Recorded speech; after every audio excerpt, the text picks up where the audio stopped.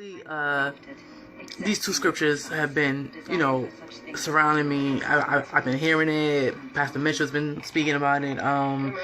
Peace be still, and be still, and know that I am God. It's crazy because this is like, it's just us as humans. We want what we want. We want it how we want it. We don't want to wait. We want it now. We want it like right this second. We don't want it. We don't want it next week. We want it like yesterday. We want it today. And sometimes we have to learn that. Sometimes we just have to fall back and peace be still. I know for me personally, I'm going through a situation right now where I'm very uncomfortable and I'm not really too happy, in the situation where I'm at. But, I thought this is what I wanted, and I worked really hard. Like, I busted my behind to get here.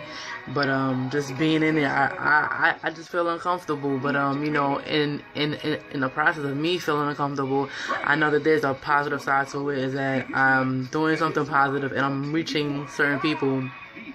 But there's another factor of me feeling uncomfortable, and everybody's just like, yo, like, you work hard, like, God put you here for a reason, like, you're helping people. And I know for me, it's just saying it's not about me. All right, you feel uncomfortable, but look what you're doing. Look who you're helping. Look who you're reaching. Look at the lives you may be changing or ministering to. So at the end of the day, it's peace be still. It's not about me. Sometimes it's not about us. Sometimes it's about how we're affecting other people, and we gotta look at the bigger picture. Sometimes it's not about us, and we get so caught up in what we want, how we want it, when we want it, that we forget that, and we forget that we serve a great God, a mighty God, that He has everything planned out to a T. Like, there's no mistakes, there's no flaws in His blueprint. Like, His blueprint is perfect, and we don't see that. We would never know everything that God has planned out for us. Like, things that happened years ago may be revealed to you right now. Like, oh, like, I see why that didn't work out, because I got this opportunity now, or this relationship failed, and I got married to this person, or I didn't get this job that I thought I wanted, because now this is the career that God put me in. So there's a lot of things, and we tend to drive ourselves crazy because we think we know what we want, but we don't. So sometimes, when life gets so hectic and we don't know what to do, or we just like, yo, I need this to happen now.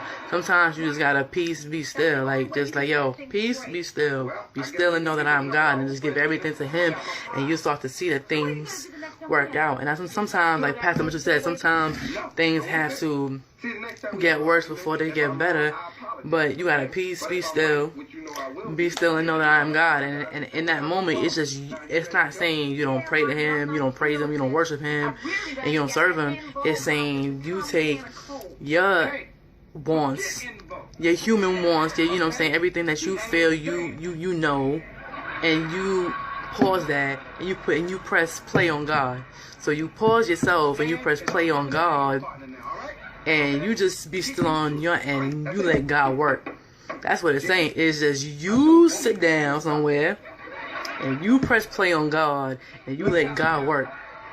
You know what I'm saying? And you start to see, and then you start to see things change. And I know for me personally, I'm preaching to y'all, but this is something that I gotta remind myself daily when I step into that situation, wherever I'm at, because I'm going through it. But I have to be still and know that I am God. Be still and know that He is God.